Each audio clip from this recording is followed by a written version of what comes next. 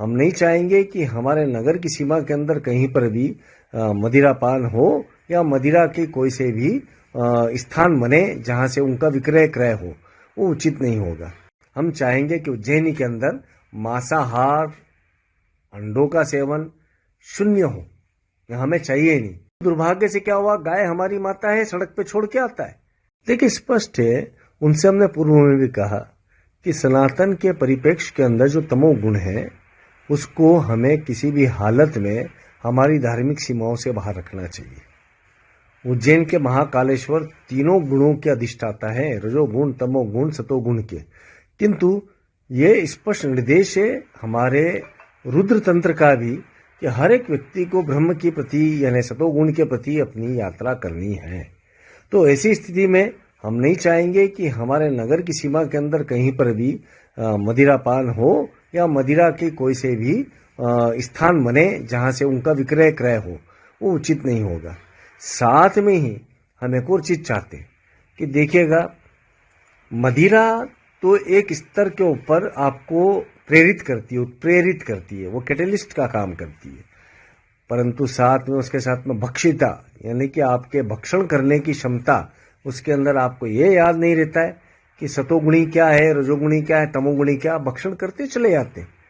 तो मदिरा के उत्प्रेरण के अंदर जो भक्षण है वो ज्यादा आपकी वृत्ति और प्रवृत्ति का निर्धारण करता है, जैसा अन्न वैसा मन वाला प्रभाव करता है।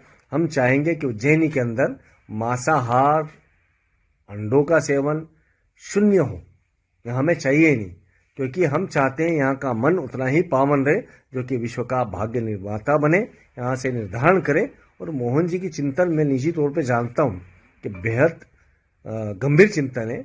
उन्होंने जो निर्णय लिया है, मेरी इस मांग को वो मुश्किल से आप उनको सुनाएंगे तो 24 घंटे के अंदर अंदर स्वीकार कर लेंगे कि मांसाहार और अंडे का भक्षण भी यहाँ पर बंद हो।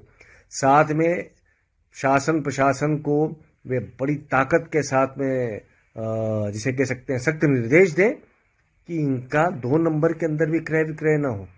हमको सुधारना है, तो यदि कोई व्यक्ति गलत कार्य कर रहा है तो उसके प्रति शक्ति रखना आवश्यक है।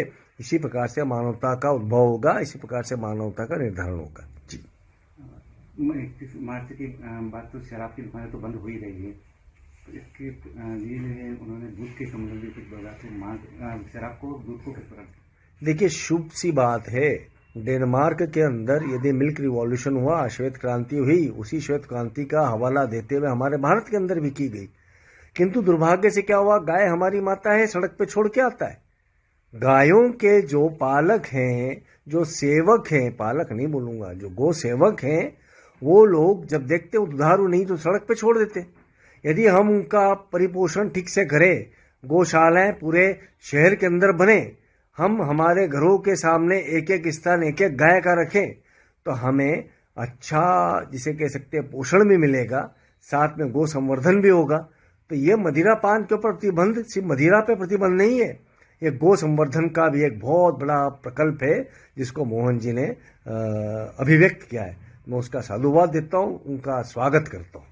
उन्होंने यही बताया है कि गौ सेवक को अगर गाय घर में रखेंगे तो उसमें भी उसको अनुदान और कुछ सरकारी मदद मिलेगी, इसको भी कैसे देखते हैं आप?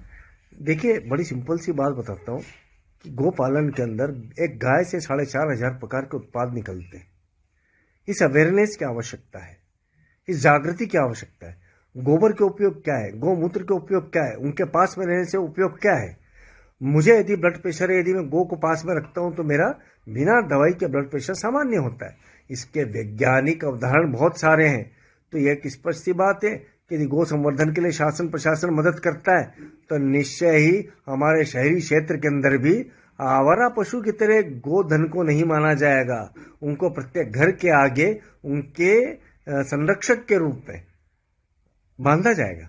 तो उनका पालन होना आवश्यक है, उनका संवर्धन होना आवश्यक है।